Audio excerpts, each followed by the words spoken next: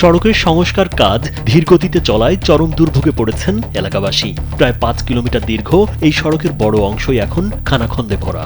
বিশেষ করে মোহনগঞ্জ থেকে বেতিয়াপাড়া, মোড়ো, শাহপুর ও মাজিয়াখালী পর্যন্ত প্রায় ২ কিলোমিটার এলাকা চলাচলের অনুপযোগী হয়ে পড়েছে।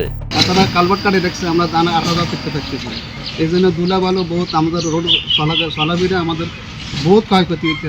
এগুলো তার সমাধান করেন। স্থানীয়দের অভিযোগ, সড়কের বড় বড় গর্তের কারণে প্রতিনিয়ত ঘটছে দুর্ঘটনা। গত ১ মাসে অন্তত ১০টি অটোরিকশা, সিএনজি ও মোটরসাইকেল উল্টে যাওয়ার ঘটনা ঘটেছে। মানুষের চলাচল এবং ছাত্রছাত্রীদের চলাচল খুব বেশি, কিন্তু এটার মধ্যে কোনো রকমের কোনো সাফ সাফাই নেই এবং মনে করেন যে কাজটা অতি তাড়াতাড়ি হইতেছে না। 5+ স্টার রেটিং প্রাপ্ত দেশের সর্বোচ্চ বিদ্যুৎ সাশ্রয়ী ওয়ালটন এসি স্মার্ট কমফোর্ট এখন নেক্সট লেভেলে। বৃষ্টি হলে সড়কটি আরও বিপজ্জনক হয়ে ওঠে, আর শুষ্ক মৌসুমে ধুলোবালিতে আশেপাশের বাড়িঘর ও দোকানপাট ঢেকে যায়। এতে স্কুলগামী শিক্ষার্থী, যাত্রী ও পথচারীদের ভোগান্তি চরমে পৌঁছেছে। চাষিরাও ধান পরিবহনে পড়েছেন বিপাকে। এটা ভাঙাচুরা এমন কি কাজ করছে, তারা সাইডে গাড়ওয়ালার কাজ করার পরে এখন অফ করে রাখছে।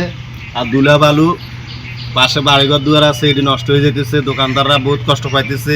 এদিকে সড়ক কেটে কালভার্ট নির্মাণ করায় অনেক সময় যানবাহন আটকে গিয়ে দুর্ঘটনার ঝুঁকি বাড়ছে। দ্রুত সংস্কার কাজ শেষ করে দুর্ভোগ নিরসনের দাবি স্থানীয়দের।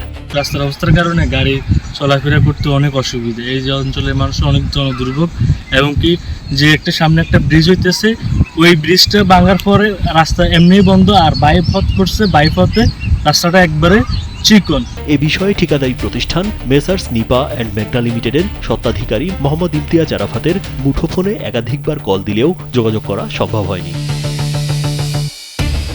উপজেলা প্রকৌশলী মোহাম্মদ শাহ আলম জানান, ইতোমধ্যে মাটি কাটা ও গার্ডওয়ালের কাজ শেষ হয়েছে।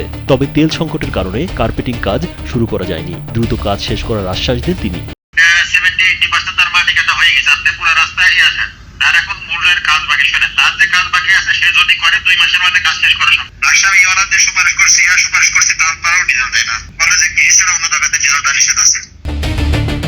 রাজীব বিশ্বাস, কালবেলা।